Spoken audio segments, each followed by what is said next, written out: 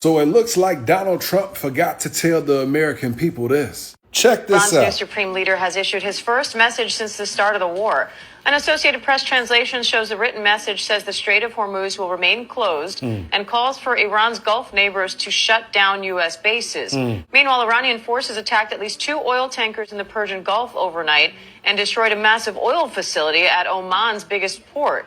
Now, gas prices are rising for the 12th straight day as governments rush to prevent a global crisis. So I thought the Strait of Hormuz was open. He never mentioned they closed it, nor did he mention they blew some shit up. I was wondering when I went to the gas station this morning why the gas went up an extra 30 cents. Meanwhile, the oil that he got from Venezuela, we don't even use that type of oil. You know how much shit they gonna have to do to that oil to get it to how we really need it? Meanwhile, the prices of the gas is about to sky fucking rocket. I didn't ask for this shit. You didn't ask for this shit. But inquiring minds want to know. How are you feeling at that gas pump right now? So Lately, it looks like feels Donald like something Trump bigger forgot is to happening, tell the and American most people this. don't realize Check how this Iran's out. new supreme leader has issued his first message since the right start of the now war. doesn't An just stay Associated Press overseas. translation You've shows the probably written been message says the seeing more Strait of Hormuz conversations will remain about oil, closed about and calls for supply, Iran's about Gulf neighbors tension to in shut parts of the down world U.S. most bases. people don't Meanwhile, usually Iranian think forces about. attacked And at at least 2 first, oil it might tankers in not the seem Persian like it Gulf has overnight anything to do and with destroyed a everyday massive life, oil but it facility does, at more than Oman's people biggest realize. port. Now, Non-stop, all day. Alarms, announcements. You can't tell me this is normal. I've been working out here for 15, 20 years, right on this stretch of 41. I could hear this. They do a test Wednesday. Every once in a while, there's something random. This shit is not normal. Y'all get ready. So yesterday I made a video about all of these sirens going off at Dobbins Air Force Base and where Lockheed Martin is, right? Today I see that Trump makes a statement saying that Raytheon and Lockheed Martin are making some amazing new weapons that the world has never seen. They're going to be using them in Iran. So I just hope they're not making that in Marietta, close to my house. Baby, make those at Mar-a-Lago or somewhere down there. Make them tremendous. But please do not make them where my tax dollars are being spent. Like, it's giving taxation without representation. Because I didn't vote for this. What you're hearing here is part of a much bigger picture, because when people start talking about oil, they're not just talking about energy. They're talking about the foundation of the global economy. And when that foundation starts to feel unstable, everything connected to it starts to move. The breaking news is they are tapping into 400 million barrels of oil. They are going to tap into those reserves. And that should tell you, that should be alarming. That shouldn't be, good, we're fine. No. That kind of tells me that, Iran's playing the long game. Iran doesn't want this to end anytime soon. So they're releasing those 400 million barrels because they know Iran isn't going to stop anytime soon. So if anything, I would see this as a very cautionary tale. Because if there wasn't real worry, if this was all getting wrapped up soon, there would be no reason to release those 400 million barrels. But the fact that they're going to, that tells you all you need to know. Iran is playing the long game, not the short game. One of the biggest concerns right now is the Strait of Hormuz. It's a narrow passage, but a massive amount of the world's oil flows through it every single day. And when there's tension in that region, it doesn't just stay there. It creates uncertainty. And uncertainty is what drives prices up faster than anything else. The director of the National Counterterrorism Center resigns, and the president calls him weak. What's actually going on here? 2 days ago, Joe Kent resigns his position after disagreeing with the administration over us going into a conflict with Iran. Kent said, "I can't in good conscience support an ongoing war in Iran.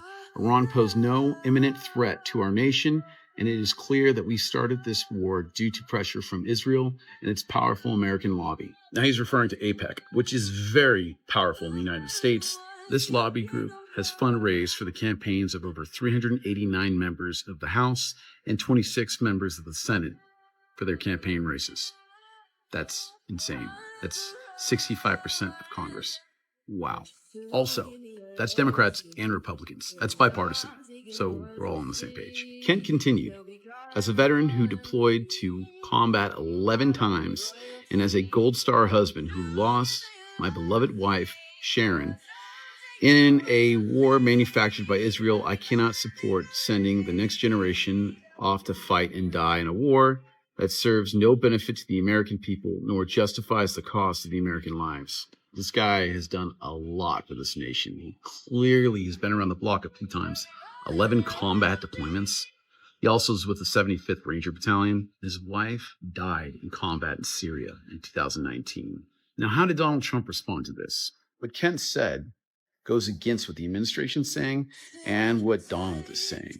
They're all claiming that the Iranians pose an imminent threat to the United States, when I think everyone and their mother kind of thought that it was more of an imminent threat to Israel and not necessarily us. Now, calling Kent weak after we already know what his background is. He's a Gold Star husband, first off, not to mention 11 combat tours. There's nothing weak about him. But then again, it is the president and he is a draft dodger, so sure. If you always thought the guy was weak, why would you hire him then? Why would you hire him? Now, to be honest, the president just had to say, I disagree with this statement. But then again, the president is weak and doesn't like when people challenge his authority. So there's that. And then you have moments like this, where people in key positions start stepping away. When someone involved in national security or counterterrorism resigns, it raises questions, not just about what's happening, but about what might be coming next. Because those kinds of changes don't happen in isolation. Your director of national counterterrorism, Joe Kent, he just resigned today. He said he can't support your conflict with Iran. What's your reaction to that? And did you? Well, I read his statement. I always thought he was a nice guy, but I always thought he was weak on security, very weak on security. I didn't know him well, but I thought he seemed like a pretty nice guy. But when I read his statement, I realized that it's a good thing that he's out, because he said that Iran was not a threat. Iran was a threat. Every country realized what a threat Iran was. The question is whether or not they wanted to do something about it. And when leadership responds, people listen, not always because of what's said, but because of what it signals. Tone matters, timing matters, and the way situations are addressed can either calm people or make them feel like something bigger is building. Don't y'all find it funny how the U.S. can take out the whole Iranian Navy, their Air Force, and their missile system in a matter of days and try to make it look like they've totally dominated them, but yet they can't lead a ship safely through the Strait of Hormuz? You know that new supreme leader that Iran has? Well, they just told Donald Trump that that strait is going to stay closed whether he likes it or not. Literally 20% of the global oil supply runs through that strait. They've got that choked off. It might look like it's safe for them to go through, but all those ships are sitting back waiting for their turn to go through. Like, who's going to be the guinea pig that's going to go through that strait? Because every time one of them tries to go through that strait, one of them gets hit with these drone boats that they got, because the U.S. can't take them out. That 400 million barrels of strategic petroleum reserve that was released yesterday, they can only suck out 4 million barrels a day, but 20 million barrels a day is getting choked down. Donald Trump has not won that damn war. Not until he can make it safe to pass through the Strait of Hormuz. Now, here's where it starts to connect to everyday life. Because when oil markets react, gas prices follow. Not slowly, not gradually, but quickly. And once that shift starts, it doesn't just affect driving, it affects everything. Shipping costs increase, food prices go up, businesses adjust, and suddenly, things that already felt expensive start feeling even harder to manage. And this is where you start to see the shift in people. It's no longer just frustration, it's awareness. People are paying closer attention, watching what's happening, trying to understand how it's going to affect them next. What you're hearing from America's European allies is not cowardice, it's a calculation. They've heard over the past year Donald Trump insult and demean and offend them. They've heard him treat the NATO alliance not as a group of nations who came together many decades ago around a set of shared ideas and values, around the idea of democracy, around the idea of freedom, around the idea of freedom of speech and the rule of law, but instead like a club whose members owe him money because they haven't paid their dues. They've also heard Donald Trump treat NATO as if it were not the product of a long history and as if NATO allies had never sacrificed on behalf of the United States. He doesn't seem to feel the weight of history or the responsibility of the leader of this alliance. He speaks of NATO actually as if he were not a member, as if he's somehow negotiating with NATO. So what you're hearing from Europeans now is their own calculation, their own reaction to a year's worth of this kind of treatment and this kind of language. They're saying, we know that if we send our soldiers and sailors and ships